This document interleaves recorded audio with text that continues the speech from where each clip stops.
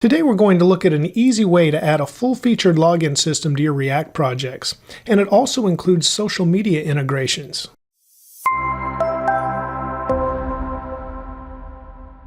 Hello and welcome. Hi, I'm Dave. Today we're going to use Auth0 to quickly add a full-featured login system to a React app. I'll share links to all resources and source code in the description. Let's get started. We're starting today at Auth0.com, and I want to note that this is not a sponsored video. When we finish, I'll share my honest opinions, both good and bad, about why you may or may not want to use Auth0 for your projects.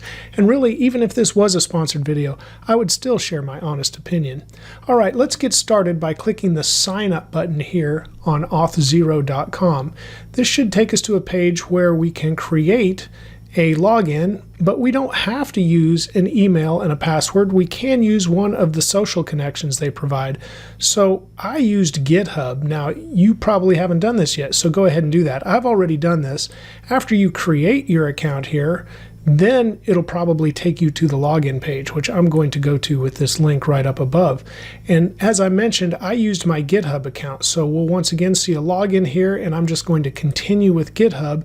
And this should take us to the dashboard for the Auth0 login. Okay, I'm at the Auth0 dashboard, and if it takes a little time to get here, that's okay. It took a little time that I just clipped out of the video.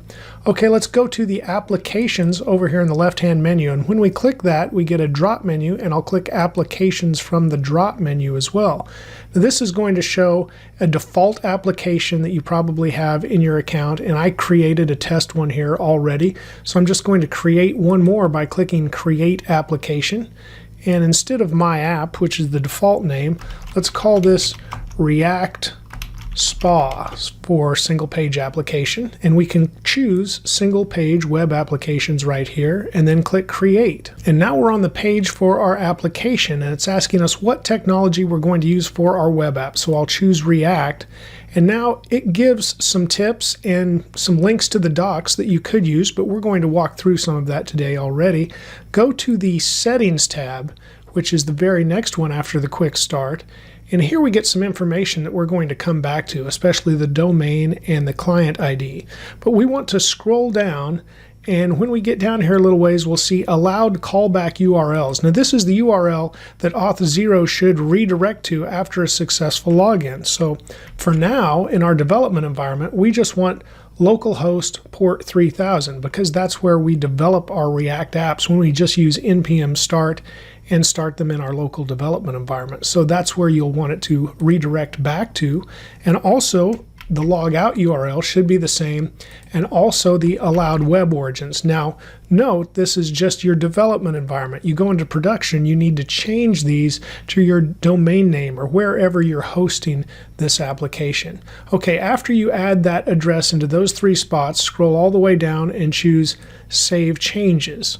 We should get a notification up here that yes, all that has been saved. So I'm going to scroll back to the top, and we need to go to the Connections tab that we see over here.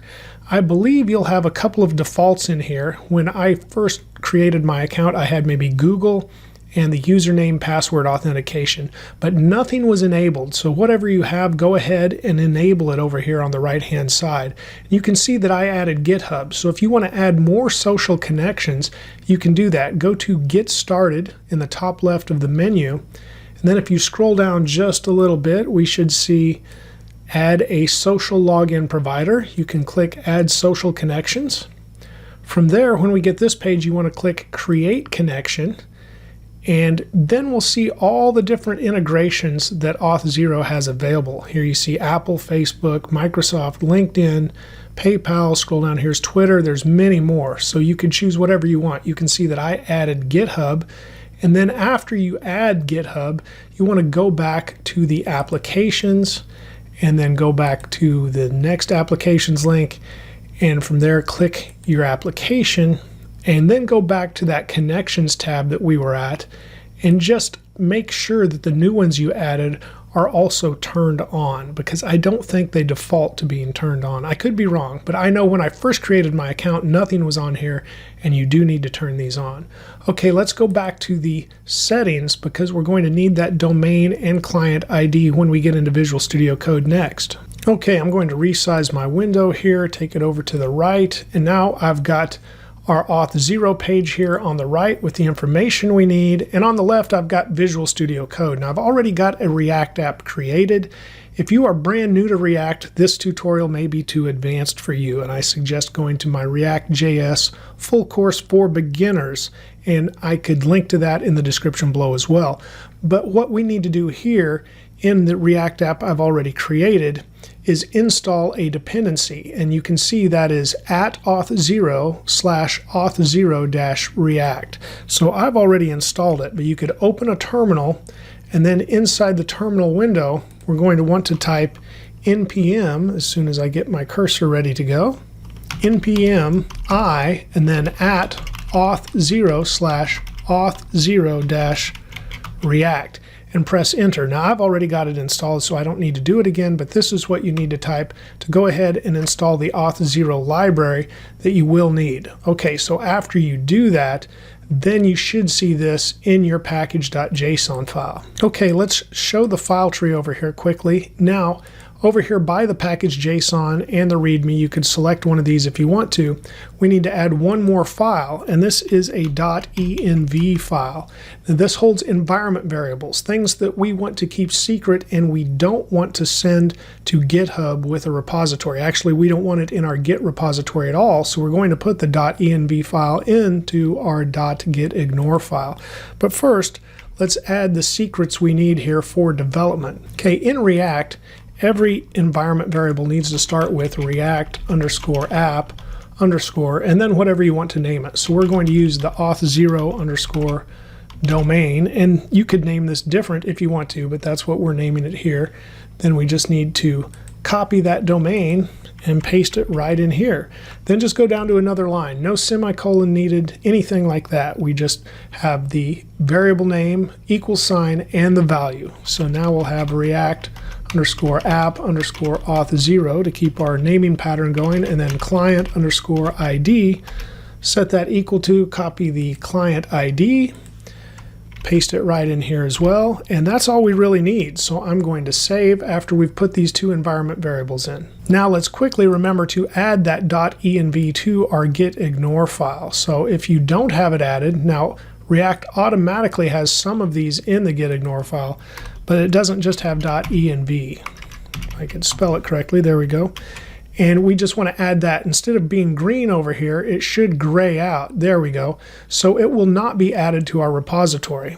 Now this is good for development, but it's not really good for production either. We can put these environment variables in here, but when we build our React app, those values are injected back into the code because it runs in the browser. So you could browse around in the JavaScript, even though it might be minified or whatever else, and eventually find those values. This will help not send those environment variable values to GitHub, and of course it could be discovered there, and you don't want that. But when you build your application, they get injected back. So what we really want to do is hide it on the back end and retrieve it. And I've got a couple of videos about that, so I'll put links to those in the description below. You can create a serverless back-end function that will grab those values for you, or you can create a node relay and you could hide the values there and then grab them with your app as well. Okay, we're ready to move on to the index.js file, so I'm going to press Control-B now to hide the file tree. Also going to grab my Visual Studio Code and just resize it so we have more room. Okay, in the app component, we need to import the Auth0 provider, and that comes from the at auth0/auth0-react library that we've already installed. Okay, after we do that, we need to define a couple of variables. So let's define the domain, and here we set it equal to process.env, so we're pulling those values out of the environment variables, and we'll have React_app_auth0_domain. Okay, now I'm going to press Shift Alt and the down arrow and just change domain here to client ID, and then change domain here to client ID as well, but it's client_ID as we defined it inside of our environment variable. Okay, now that we have those, let's go ahead and wrap our app in the Auth0 provider. And after we have that, we'll highlight the closing tag here for the component and put it after the app. So we have actually wrapped the app in it. And then we need to pass a few things to this Auth0 provider. So we need the domain to be equal to the domain. And then we need the client ID, set that equal to client ID. And then the final one we need is a redirect URI. We're going to set that equal to the current address of the application, which would be window.location.origin, and save. Okay, normally I would move on to the app.js next, but instead I need to create a couple of components we're going to put in the app.js. So let's create a new directory inside the source directory and call this directory components. And the first component we'll create in here with the new file is the login button.js. Okay, at the top of our login button, we need to import use Auth0, and that is going to come from that @ Auth0/Auth0-React library. Now I'm going to type _RAFCE, and this is because I have React ES7 Snippets extension installed, and I should be able to just go ahead and press enter. And yes, I have got a functional component created quickly that way. Now inside the component, we need to pull a couple of things out of the use auth hook. So we'll say const, and then we'll have login with redirect, and then we'll also get is authenticated. And both of those are going to come from use Auth0, the hook there. After that, we just need to change up our JSX. I'm going to change this div into a button. And before we actually show the button, we want to make sure the user is not authenticated. That's what we would want if we were going to show a login button. So we'll say not is authenticated, and then we'll put parentheses. I guess I could just cut the button here and put it inside of these parentheses that we've created. And after that, we need to go ahead and just put some text on the button. We'll say sign in, and then we need to give the button an on click.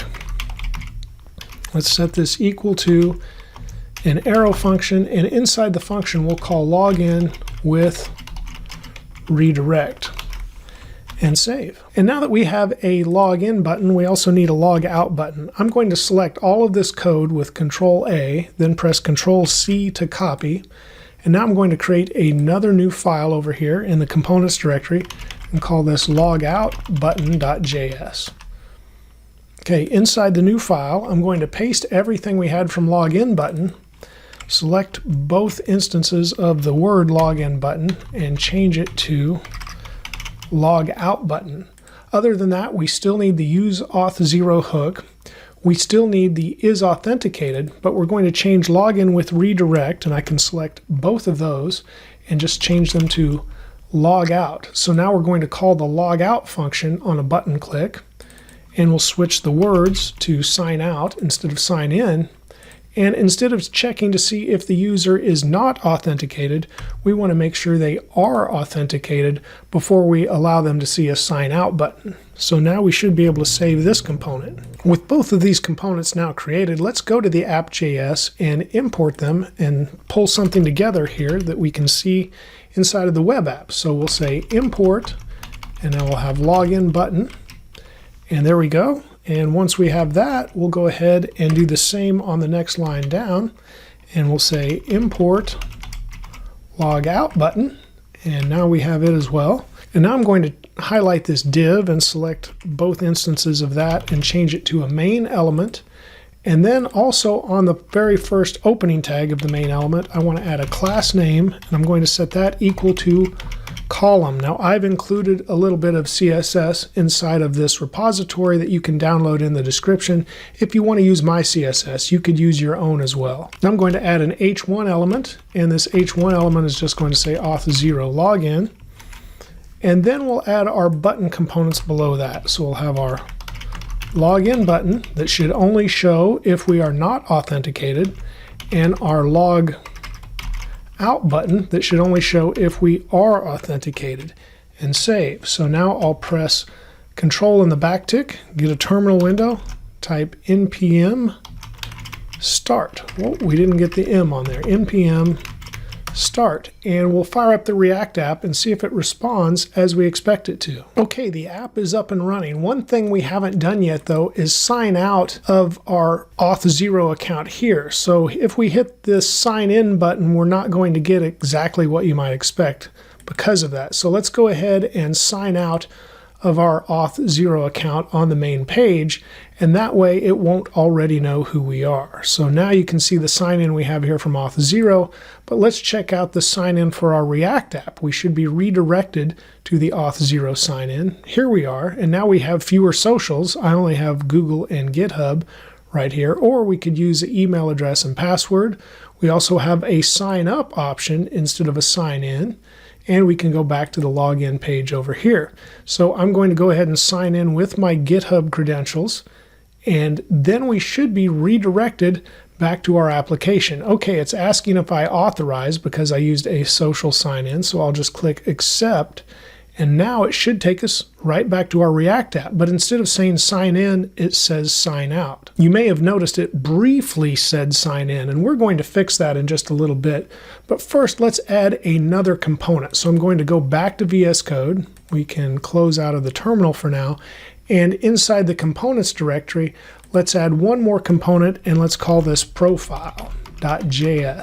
Okay, I'm going to go to our login button component once again, select all, copy with Control-C, and now go back to the profile component and paste everything in again. We still need to import use Auth0, the hook, and now I'm just going to change the two instances of login button here to profile inside of the file.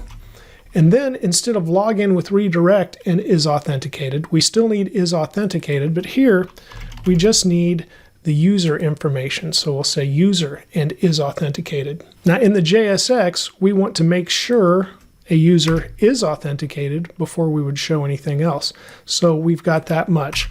Now I want to use a article element here, and it's not auto-completing for me, so I'm just going to type it out. There we go.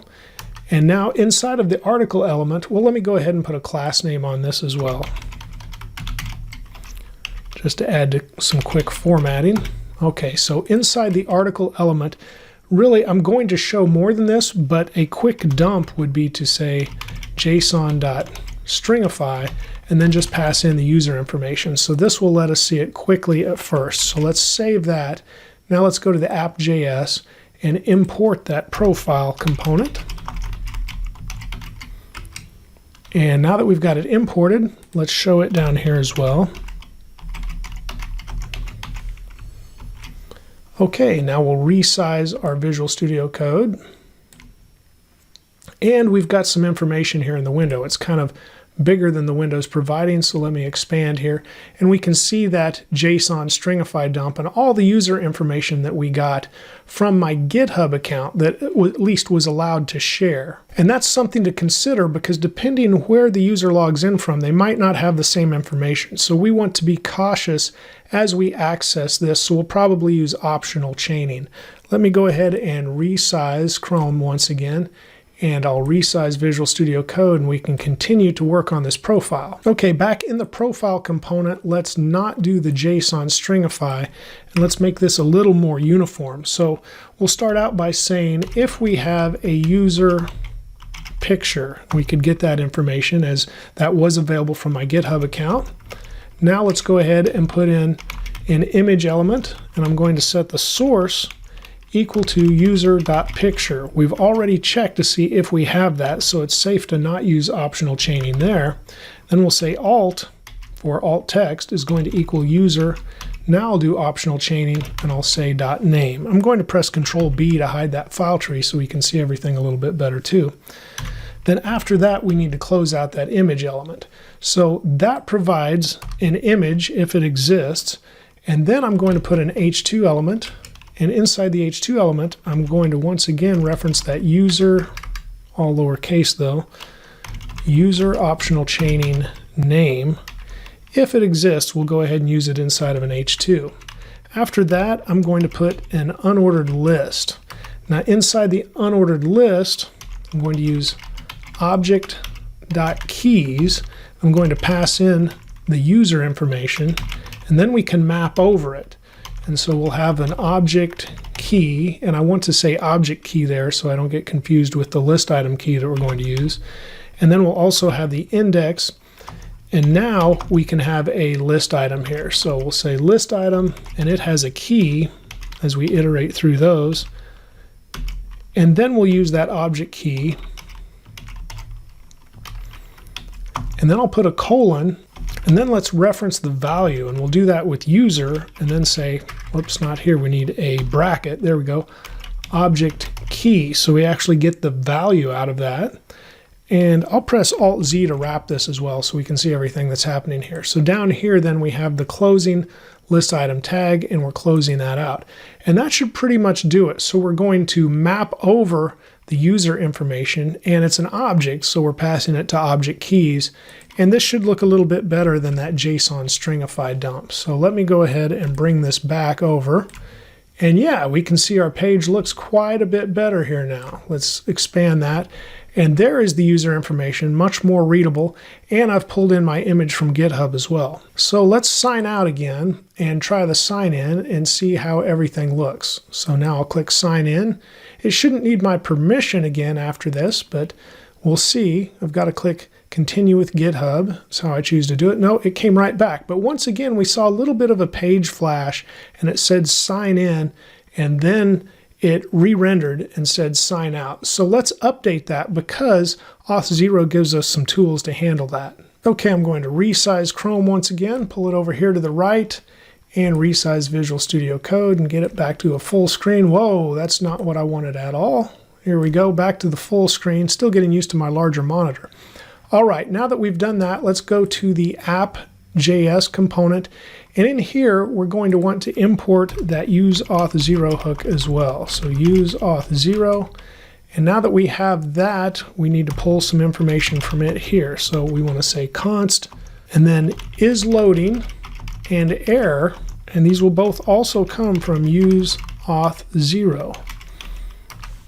Now, if these look familiar, it's the same kind of logic that we would use in a use Axios or use fetch hook, where we get a loading state and an error state. And then we can conditionally render some things here inside of our component. So I'm going to leave the header where it is, but then after the h1 header, I'm going to say if we have an error, then I want to go ahead and just show this authentication and then put error. So we've got a paragraph that says authentication error. Now the next possibility would be to say if there is no error, but we are in a loading state. And then we'll go ahead and put another paragraph and just say loading. This would be a good spot to actually put a spinner or some type of loading animation if you had a component that did that. I'm just putting the loading paragraph. So finally here, our third option is to say if there is no error and we are not in a loading state, then we can put another ampersand or a double ampersand. And we want to go ahead and put these components inside of this, but they need to be wrapped actually inside of a fragment. So let's create that fragment, and then we can put these components in there and save for a little bit better formatting. And all that looks pretty much like I think it should. So let's go ahead and save all of that and come back to our application once again. Okay, I'm going to resize this so it also looks better for now.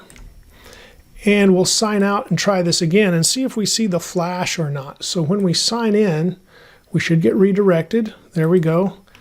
Continue with GitHub is what I'm choosing. And now we got a little loading and then sign out. So we didn't see that flash from the sign in. We did see a little bit of flash that showed our loading state, but that's expected and okay. So overall, would I use Auth0? Well, it really depends on the situation. If my employer wanted a finished product rolled out quickly and was willing to pay for the Auth0 service, then yes, I would. You can absolutely add and deploy features faster. But for my own projects, I think I would build my own login system to avoid the monthly fees. It would also give me more flexibility and control where I wouldn't have to request a feature that didn't exist. And then in addition, I'd have one more thing to learn from and add to my portfolio. And speaking of that, remember, if you haven't built your own login system yet, check out my full React login tutorial series. Remember to keep striving for progress over perfection, and a little progress every day will go a very long way. Please give this video a like if it's helped you, and thank you for watching and subscribing. You're helping my channel grow. Have a great day, and let's write more code together very soon.